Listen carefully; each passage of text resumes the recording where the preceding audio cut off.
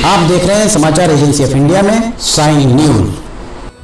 नमस्कार दोस्तों, समाचार एजेंसी ऑफ इंडिया की साइन न्यूज में लिमटिक की लालटेन के 684वें एपिसोड में एक बार फिर आपका स्वागत है। आज एक बार फिर पेंच नहर के बारे में, पेंच नहर से संबंधित हम आपको जानकारी दे रहे हैं। हमने बहुत सारी बातें आपको इसके पहले भी बताई। एक बार फिर हम यहाँ देख सकते हैं पेंच की नहर हमारे पीछे दिख रही है, जर्जर हो चुकी है, टूट चुकी है, दोनों तरफ टूटी हुई नहरें दिख रही हैं। हमारे पीछे बाईपास, जो नया बाईपास है जिस पर से ट्रक्स गुजर रहे हैं, और यहाँ आपको हम दिखा रहे हैं पेंच की नहर। पेंच के बारे में हमने आपको बताया कि 1971 में पेंच व्यपवर्तन योजना का पहला सर्वे 1971 में हुआ था। केंद्रीय जल आयोग ने 1985 में इसकी अनुशंसा कर दी थी। 1971 से 1985 अगर देखा जाए तो लगभग 14 साल के बाद कांग्रेस की सरकारें रही हैं। कांग्रेस की सरकारें यहाँ पर रही हैं, और उस दौरान मध्य प्रदेश में भी कांग्रेस की सरकार रही है, देश में भी कांग्रेस की सरकार रही। उस दौरान ये कहा जाए कि 1971 में पहली बार सर्वे होने के बाद 1985 में केंद्रीय जल आयोग ने इसकी अनुशंसा की, और अनुशंसा करने के बाद पेंच व्यपवर्तन योजना जो कार्य रूप में परिणत हुई, वो कार्य रूप में परिणत हुई है 2011। कितना लंबा समय उसमें लगा।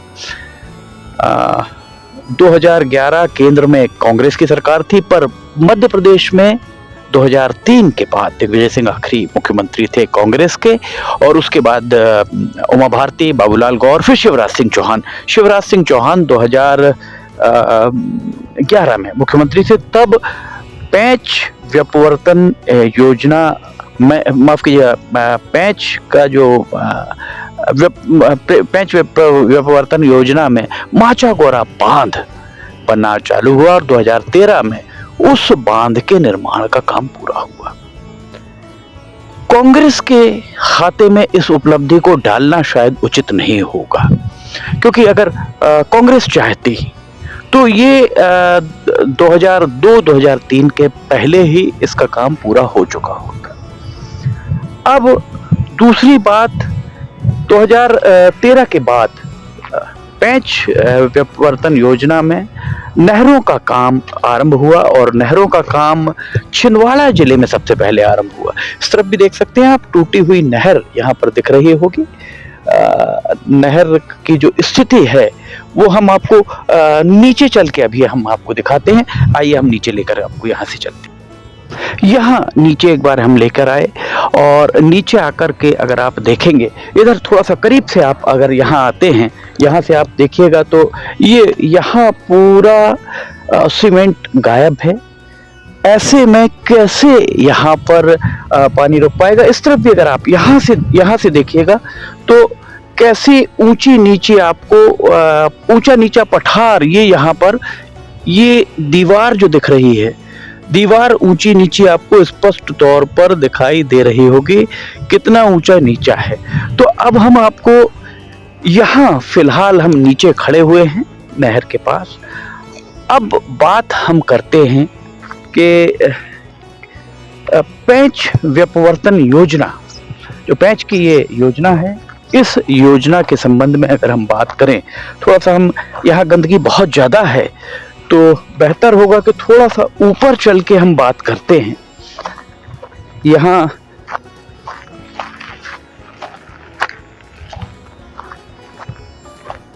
ये हम यहाँ पर खड़े हुए हैं, और जिस जगह अभी हम आपको दिखा रहे हैं, ये पेंच की नहर, किस तरह की नहर यहाँ बनाई गई है।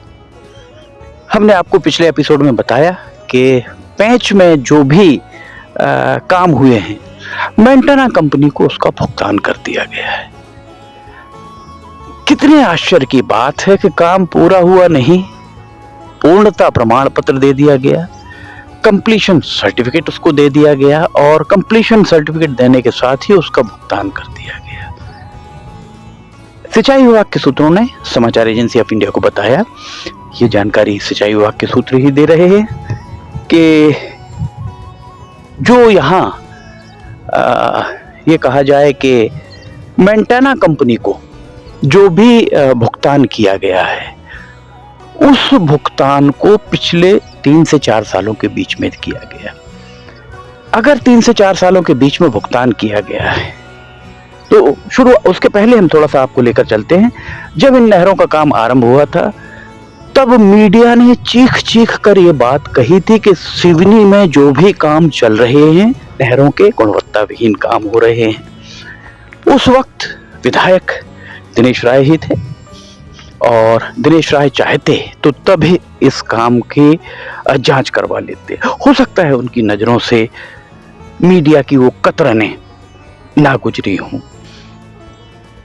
आज दिनेश राय के लिए कोई बहुत बड़ी बात नहीं है कि वे इस पैच का जो काम हुआ है, इस पैच के काम के कितना काम हुआ है, कितना भुगतान हुआ है, उनके लिए चुटकुलियों का काम है। वे चीफ इंजीनियर से या ईएनसी प्रमुख अभियंता से, मुख्य अभियंता से, किसी से भी पूछ सकते हैं कि इस नहर के काम को कब पूरा किया गया है, किस अधिकारी के द्वारा पूर्णता प्रमाण पत्र दिया गया है और जिस अधिकारी के द्वारा भी पूर्णता प्रमाण पत्र दिया गया है और वास्तव में उसके द्वारा निरीक्षण अगर नहीं किया गया है, कितना भुगतान उसका कर दिया गया है। मेंटेना के भुगतान के उपरांत उसकी एसडी और परफॉर्मेंस गारंटी कितनी जमा है और कितनी निकाल ली गई है। दूध का दूध, पानी का पानी हो जाएगा। दिनेश राय के द्वारा किसान पंचायत आयोजित की गई। किसान पंचायत आयोजित करने के बाद उनके द्वारा ये बात भी कही गई कि 3 तारीख तक उनके हवाले से जो विज्ञप्तियां जारी हुई उसमें ये कहा गया कि 3 तारीख से किसानों को पानी मिल जाएगा। हम यहाँ पर आज खड़े हुए हैं 10 दिसंबर को। 3 दिसंबर से पानी मिलना था, आज 10 दिसंबर हो गया और नहर हमने आपको दिखाई। ऊपर हम आपको एक बार फिर लेकर चलते हैं, ऊपर दिखाते हैं। नहर पूरी सूखी पड़ी हुई है। सियासत अपनी जगह है। ये कहना कि किसानों ने, जैसे विधायक दिनेश राय के हवाले से अभी जो मीडिया में खबरें चल रही हैं, जो विज्ञप्तियां आ रही हैं, उनके हिसाब से दिनेश राय का यह कहना था कि किसानों ने सिंचाई विभाग के आश्वासन पर के 3 तारीख से पानी मिल जाएगा, बोनी कर ली। देखिए, पानी 10 दिसंबर को भी नहर सूखी पड़ी है। खेत यहां पर अगर इस तरफ आप दिखाएंगे, खेतों में लग चुकी है, अंकुरण हो चुका है। इधर भी अंकुरण हो चुका है, बीज बोए जा चुके हैं। अंकुरण आपको दिख रहा होगा, दूर दूर तक आपको दिख रहे होंगे हरी चादर।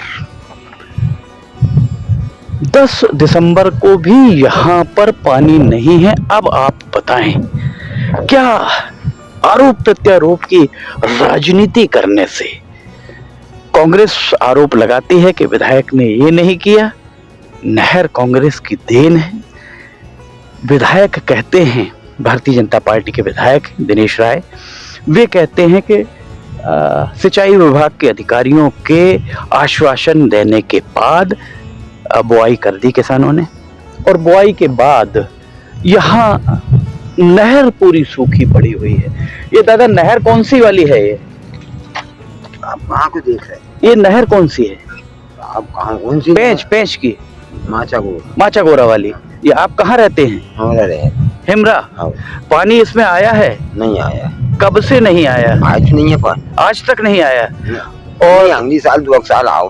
पहले आ चुका है, इस बार नहीं आया। नहीं आया। क्यों नहीं आया, कुछ पता है? आपका खेत कहाँ है? आगे जो गाँव से, ये गाँव आगे। तो उसमें पानी इसी नहर का जाता है?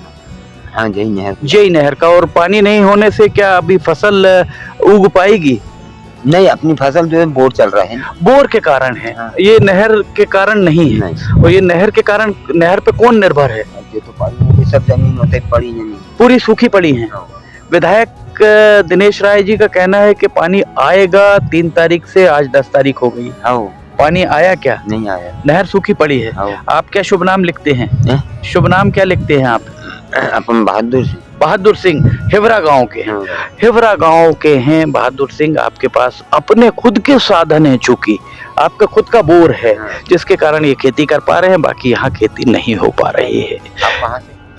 हम आपको भी बताते हैं, हम समाचार एजेंसी ऑफ इंडिया से हैं और यही नहर के बारे में ही हम जो किसान के साथ समस्या हो रही है उस समस्या को उठाने आए हैं कि किसानों को आश्वासन से तो पेट नहीं भरेगा, नहीं भाई, उनको किसानों को पानी चाहिए, वो पानी नहीं मिल पा रहा। भाई पैसा देवे ना, शासन लागत लगाई पैसा लेना चाहिए, लेकिन कारण जाएगी समय में छोड़, जब नवंबर में पानी छूट जाए जमीन सब उग जाती, जहाँ आज 8 गुनी पैदा हो रही 15 गुनी होती, तो किसान के पैसा देने में कौन सी दिक्कत थी? आज तारीख कितनी हो गई है? आज मेरे चाहे जी 10 दिसंबर है। हाँ, 10 दिसंबर को भी पानी नहीं आया। आपका कहना है नवंबर में पानी अगर आ जाता तो अब तक किसान के लिए ये बहुत एक वरदान से कम नहीं होता। किसान की जो 8 गुना फसल हो रही वो 15 गुना फसल हो पाती, ऐसा आपका कहना है। नहीं किसान काहे ने बोल दे, नहीं किसान काहे ने पैसा दे जी, इस समय तो पानी में समय पे पानी दें, किसान से पैसा लें, किसान पैसा देगा। पर अभी बात पैसे की नहीं, अभी बात पानी की है, जो पानी नहीं आ पा रहा है। जो आरोप कांग्रेस और भारतीय जनता पार्टी के बीच आरोप प्रत्यारोप में वो पानी कहाँ गुम हो गया, कहाँ भाप बन के उड़ गया, ये कहना बड़ा मुश्किल है।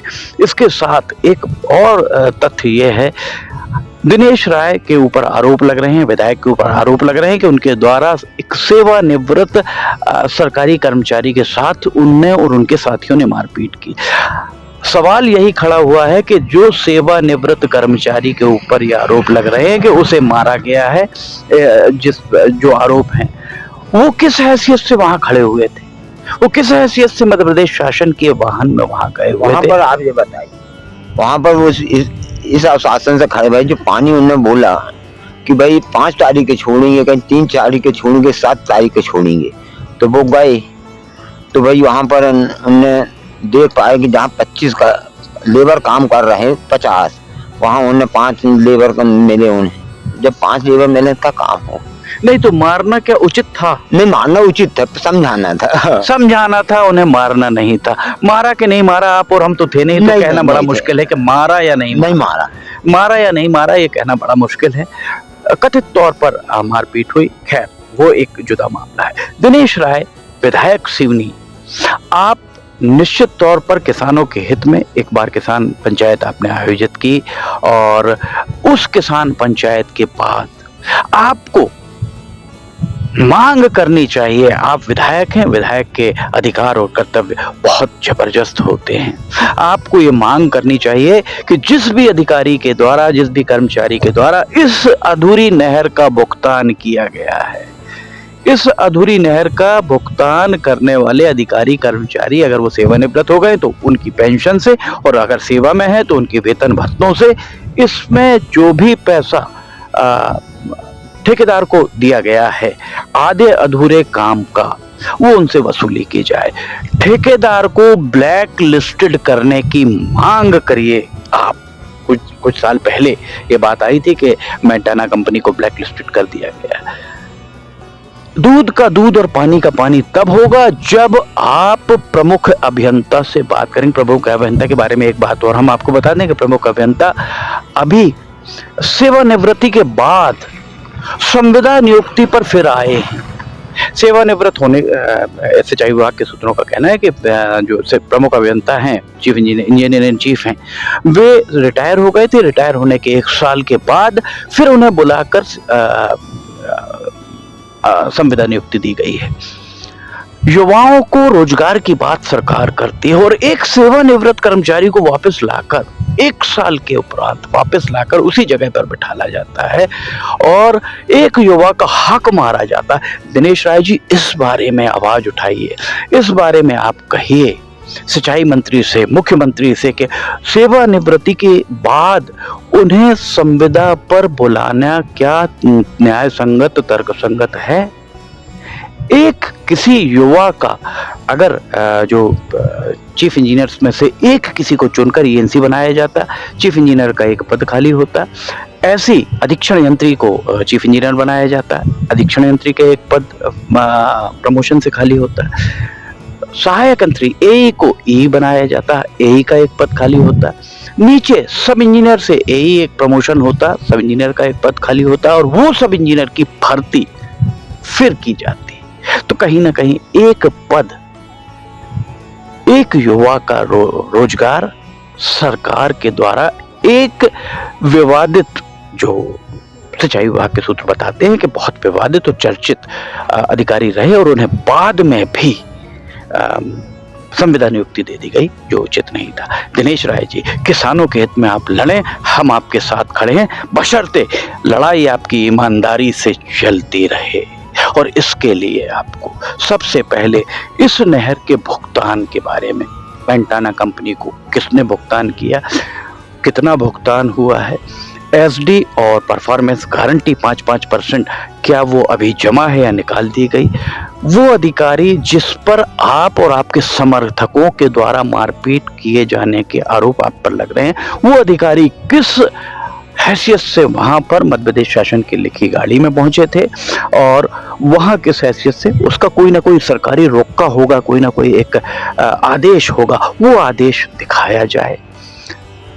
जिस किसी ने भी इसका भुगतान किया है आधी अधूरी घटिया नहरों का, उस अधिकारी कर्मचारी से इसकी वसूली की जाए। अगर सेवा में है तो वेतन भत्तों से, और सेवा निवृत्त हो चुके हैं तो पेंशन से इसकी वसूली की जाए।